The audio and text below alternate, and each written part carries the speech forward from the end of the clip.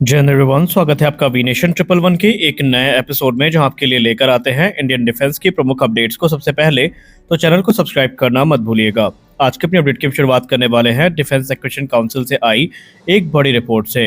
Defence acquisition council ने आज 54,000 करोड़ रुपए से ज्यादा का जो कैपिटल एक्विजिशन प्रपोजल था उसको मंजूरी दी है, जिसमें भारतीय थल सेना, भारतीय वायुसेना और भारतीय नौसेना के कुछ अहम प्रपोजल्स थे जिनको मंजूरी दी गई है।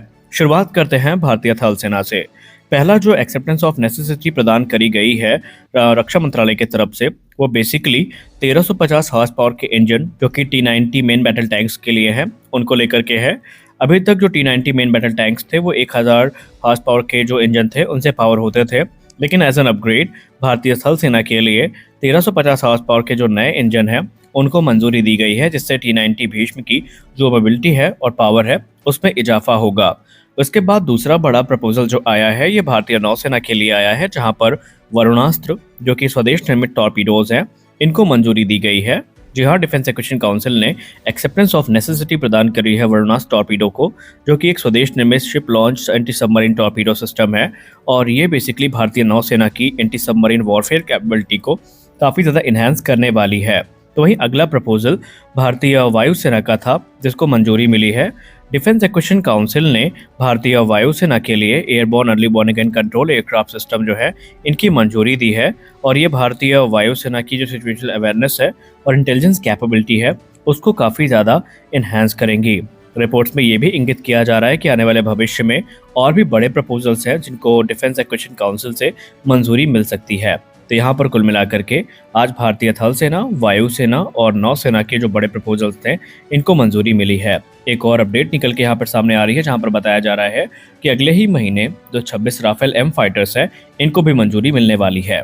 हमारी अगली बड़ी अपडेट MQ-9 ड्रोन डील को लेकर आ रही है। कल के डिफेंस न्यूज की वीडियो में हमने आपको बताया है कि जो 31 की संख्या में MQ-9 ड्रोन्स हैं जो भारत के द्वारा खरीदे जा रहे हैं अमेरिका से, इनको लेकर अमेरिका ने स्पष्ट कर दिया है कि इनमें से 10 ड्रोन जो है ये भारत को रेडी कंडीशन में मिलेंगे, जबकि 21 ड्रोन का जो निर्माण है ये भारत में किया जाएगा। इसी बीच जो जनरल एटॉमिक के चीफ एग्जीक्यूटिव है विवेक लाल सर, उन्होंने मीडिया से बात करते हुए कहा कि 31 में से 21 जो प्रेडेटर ड्रोन है ये भारत में ही असेंबल किए जाएंगे और यहाँ पर इंडिया स्पेसिफिक जो रिक्वायरमेंट्स है उनको ध्यान में रखा जाएगा। उन्होंने ये भी कहा कि जो ड्रोन्स की डिलीवरी है वो अगले 3 वर्षों में शुरू कर दी जाएगी। सबसे खास बात जो यहाँ पर निकल के आ रही है वो ये है कि आने वाले भविष्य में अमेरिका भारत के साथ जो एडवांस ड्रोन सिस्टम है इनको लेकर के भी बातचीत कर रहा है और वो बेसिकली MQ-9 ड्रोन्स के सक्सेसर होने वाले हैं। भारत ने अपनी ताकत में इजाफा करने के लिए जो MQ-9 ड्रोन है इनको खरीदने का फैसला किया है। अब इनके महत्व को समझने के लिए आपको एक उदाहरण से समझाते हैं। जब भारत और चीन के बीच में गतिरोध चरम पर था तो आपको याद होगा भारतीय नौसेना ने जो MQ-9 लीज पे लिया है उसको भारतीय थल सेना की मदद के लिए डिप्लॉय किया गया था और इसने चीन से सटी सीमा का जो निरीक्षण है वो किया था और लगातार जो लाइव अपडेट्स है ये भारतीय सेना को इन ड्रोन्स की सहायता से मिल रही थी और उसके बाद से इस प्रकार के जो कैपेबल ड्रोन्स है इनकी खरीद को काफ़ी ज़्यादा वहाँ पर इनकी मांग उठी थी और इस मांग को पूरी भी किया गया है और अगले 3 वर्षों में जो ड्रोन है ये भारतीय वायुसेना को और नौसेना को और थल सेना को मिलने वाले हैं। भारतीय नौसेना को सी गार्डियन तो वहीं भारतीय थल सेना और वायुसेना को स्काई गार्डियन वेरिएंट मिलेंगे।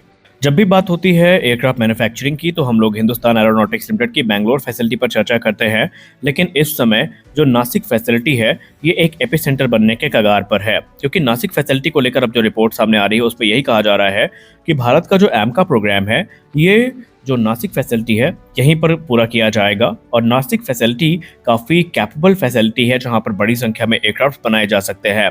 आपको बताते चले कि न सिर्फ एमका बल्कि रशिया लगातार भारत से ये प्रस्ताव पास कर रहा है भारत को कि जो Su-57 फैलन है अगर भारत सेलेक्ट करता है तो उनका निर्माण भी जो नासिक फैसिलिटी है वहां पर किया जा सकेगा।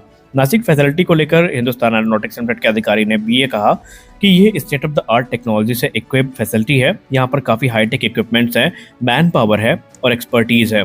ये एक्सपर्टीज़ हमने गत वर्षों में जो हमने 200 से ज़्यादा सुखोई 30 MKI फाइटर एयरक्राफ्ट और MiG-29 का निर्माण किया है उनसे हमने प्राप्त करी है और ये फिलहाल तेजस एयरक्राफ्ट को बनाने का काम कर रही है, जहां पर कुछ ही दिनों में जो पहला तेजस मार्क 1A है वो यहां से रोल आउट किया जाएगा। HAL कॉन्फिडेंट है कि जब एमका प्रोडक्शन क्लियरेंस को प्राप्त करेंगे तो बड़ी संख्या में जो एडवांस मीडियम कॉम्बैट एयरक्राफ्ट है वो इसी फैसिलिटी से बनाए जाएंगे। तो वहीं रोस्टेक कॉर्पोरेशन, जो कि रूस की कॉर्पोरेशन है, उसने भी कहा है कि नासिक फैसिलिटी इतनी कैपेबल है कि यहाँ से अगर भारत SU-57 की डील को फाइनलाइज करता है तो तकरीबन 12 से 15 एयरक्राफ्ट प्रति वर्ष की दर तक यहाँ पर बनाए जा सकते हैं। तो कुल मिलाकर के हम लोग ये कह सकते हैं कि नासिक फैसिलिटी का जो योगदान होने वाला है आने वाले भविष्य में, वो काफी महत्वपूर्ण होगा। एक तरफ जहां डिफेंस एक्विजिशन काउंसिल ने कुछ बड़े प्रपोजल्स को मंजूरी दी है, तो इसी बीच टाइम्स ऑफ इंडिया की रिपोर्ट की बात माने तो भारत की कैबिनेट कमेटी ऑन सिक्योरिटी ने भी एक बड़ा फैसला लिया है, और ये फैसला है advance road artillery gun system को लेकर के।